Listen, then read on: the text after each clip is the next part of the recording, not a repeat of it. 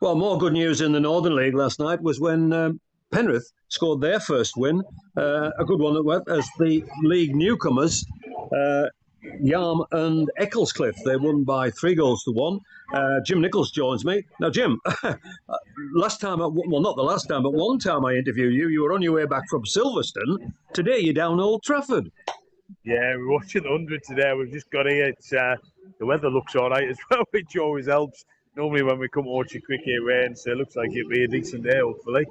Yeah, and you'll be in good spirits after last night. Yeah, really pleased. We needed a reaction from Saturday. Like I said to you last couple of weeks, so I didn't think we were actually too bad against Blythe for the first hour, and we had a bad result. But Saturday against Cook, we fell well below the standard we've set since I've been at the football club, and we needed a reaction. And we knew it was going to be a tough game. You know, they've started really well. They had 7 points from 3 games. We got a really prolific goal scorer at the top end of the pitch, and we're missing 9 last night with holidays and work and everything else. We had an incredibly young squad, and I thought we were excellent from minute one and thoroughly deserved the outcome that we got. And you looked after the prodigious goal scorer?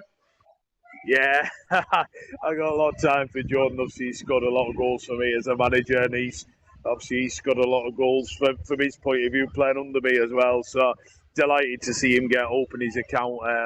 First one was a penalty, second one was just a standard Jordan Palmer finish, great finish on the volley from sort of 18 yards out. And then we got another penalty near the end, which he converted, and got himself a hat-trick, so a great way to start for him. And how did you cope with their main man? You mentioned him at the start. Yeah, we limit him really well. He's quite an odd forward for our league. He's not particularly mobile. Not a huge amount of movement to him. I thought our centre halves dealt with him really, really well. You can see when the ball comes in the box, he comes alive.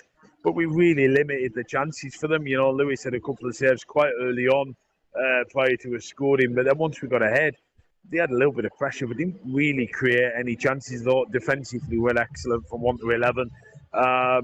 And yeah, really, really good performance. I think we had 7 players, 22 and under in the squad last night, out of a squad of 15. So it goes to show how young we were. But what that brought was it brought lots of energy, lots of enthusiasm, and in the end, we outworked them. And then when we got the ball, we had quality on the ball as well. It was just a really good performance from minute one. Did you have your 2 experienced centre backs? So you still were there? Yeah, we had Kev. Kev was missing, sorry, but we had Matty Story and Ronan, so that was good. That worked for us. Worked really well together. And then we had a really, really young midfield, 18, 19, and 22-year-olds, and we really dominated the game in there, and that sort of set the standard of what we wanted from the night. And we just sort of built on that. It would be pleasing as well because I think you took the lead and they equalised, so you had to come back from that setback. Yeah, I thought for first half we were excellent. I mean, they barely had a sniff after we scored. We had a couple of chances. Matty Story had one cleared off the line. The keeper made a couple of good saves as well. And then it was really poor from our point of view. We had a chance there. Dell had tackled one of ours. The ref gave offside, and they just smashed a long ball in behind. It went out for a corner, and they scored from the resulting corner. So it came very early in the second half, and it sort of came from nothing really. And I suppose that's the test of a team, is how do you cope with sort of the adversity that you probably don't feel you've deserved in a game. And we scored within 50, 60 seconds of the restart. And as soon as we went 2-1 ahead, I didn't feel we were going to lose it from there. We looked a real threat, and we looked very, very comfortable defensively. And what have you got coming up on Saturday? Is it the FA Cup? Yeah, FA Cup. So we're home on Saturday against, I can't even think who it is now, John Bridlington at home, which will be a tough game. You know, the league above us, but we'll hopefully have a bit of renewed confidence from the win last night, and we'll probably have a couple of lads back in the squad. But obviously, if lads are fit, then they'll keep the players from last night because they've earned it going away on a Tuesday night to a difficult place and getting a really good result. Absolutely. Is there an incentive for? Well, there's always an incentive because there's cash from the FA Cup. But where would you go to if you can win on Saturday, Jim? Do you know what? I've not looked that far ahead, John.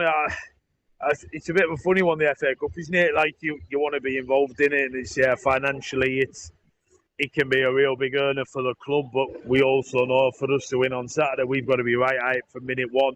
I suppose from our point of view, they haven't had a league game yet. Their league hasn't started, and we're looking to try and catch them cold. 9 times out of 10 they should beat us. They're a league above us, but we're at home. We're on our pitch where we normally play so well, and we've got an opportunity to try and get ourselves through.